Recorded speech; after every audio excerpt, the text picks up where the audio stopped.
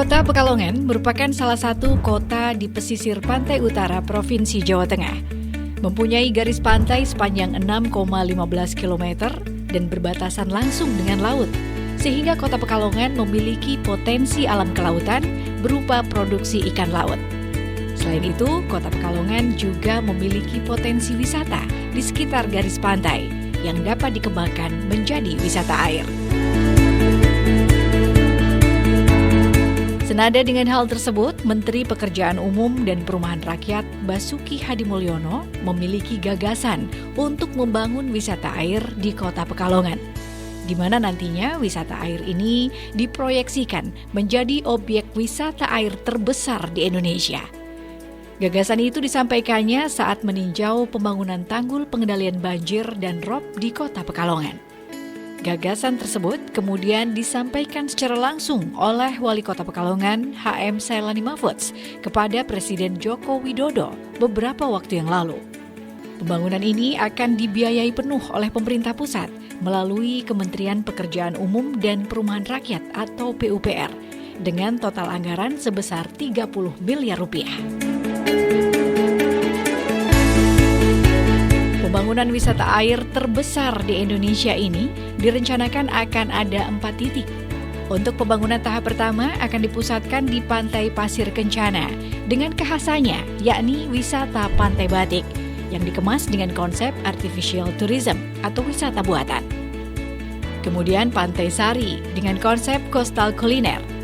Pantai Selamaran Indah dengan konsep natural tourism atau wisata alami. Dan juga pusat informasi mangrove dengan konsep water landscape. Pada tahap pertama ini, pemerintah Kota Pekalongan telah menyediakan lahan seluas 1,5 hektar, tepatnya di Pantai Pasir Kencana, Kelurahan Panjangwetan, Kecamatan Pekalongan Utara.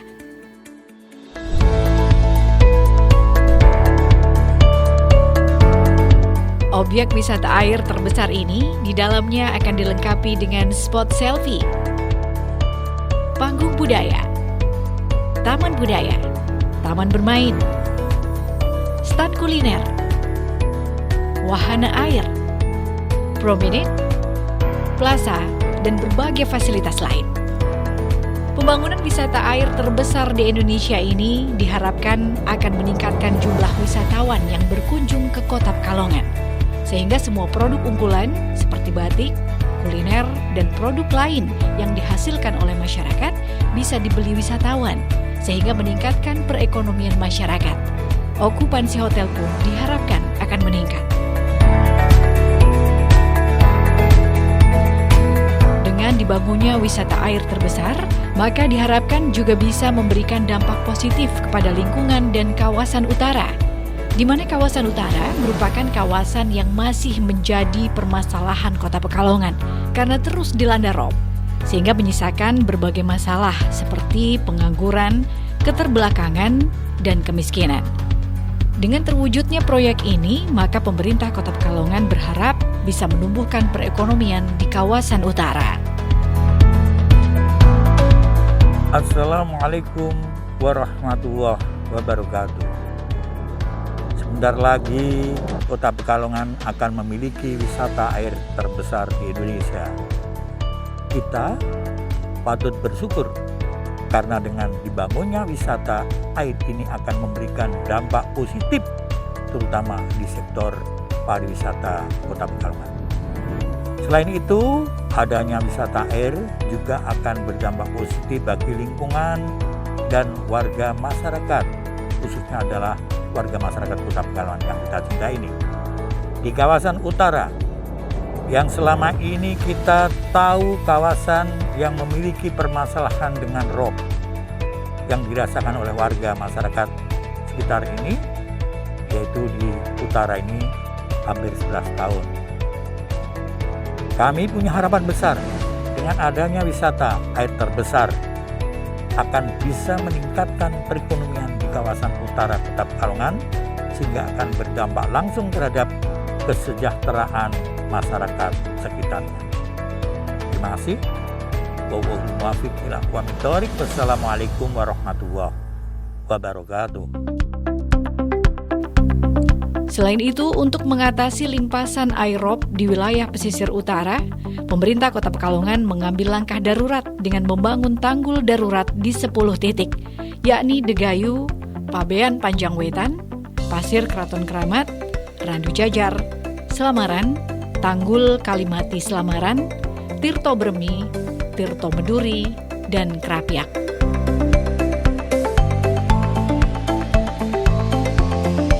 Pemkot Pekalongan juga menyiagakan pompa air mobile dengan kapasitas 50 liter per detik untuk menanggulangi permasalahan genangan rob yang sering terjadi di Jalan Patiunus, Jalan Surabaya, dan Jalan Semarang. Selain pompa air mobile, pemerintah Kota Pekalongan juga akan mendapatkan bantuan pembuatan pintu air dan pengadaan pompa yang rencananya akan ditempatkan di 2 titik aliran sungai. Bantuan ini akan diberikan oleh Kementerian PUPR sebagai upaya penanggulangan banjir rob. Selain itu, Kementerian PUPR juga akan membantu peninggian tanggul di pesisir pantai Kota Pekalongan untuk mengantisipasi limpasan air laut. Upaya penanggulangan banjir rob juga dilakukan dengan berkoordinasi dan bersinergi dengan berbagai pihak. Salah satunya dengan melakukan audiensi bersama Balai Besar Wilayah Sungai atau BBWS Pemali Juwana terkait penanganan muara sungai. Audiensi tersebut merupakan bentuk tindak lanjut dari kunjungan Menteri PUPR Basuki Hadimulyono beberapa waktu lalu untuk meninjau penanganan banjir rob di Kota Pekalongan. Dari kunjungan tersebut, Wali Kota Pekalongan mengajukan 3 usulan kepada Menteri PUPR. Di antaranya adalah penanganan muara sungai yang kian meluap akibat banyaknya kapal yang bersandar di muara sungai. Saat ini proses pembangunan objek wisata air masih dalam tahap perencanaan, sementara pelaksanaannya masih dalam tahap lelang pekerjaan dan direncanakan akan mulai dibangun pada bulan September 2020.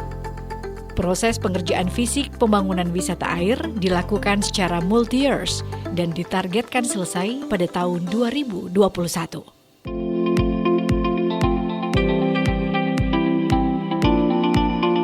Selain wisata air terbesar di Indonesia, saat ini pemerintah Kota Pekalongan juga berencana membangun kawasan wisata perairan berbasis kearifan lokal sebagai upaya mewujudkan pembangunan kawasan terpadu, terarah, dan berkelanjutan di wilayah Krapiak, Kecamatan Pekalongan Utara, Kota Pekalongan.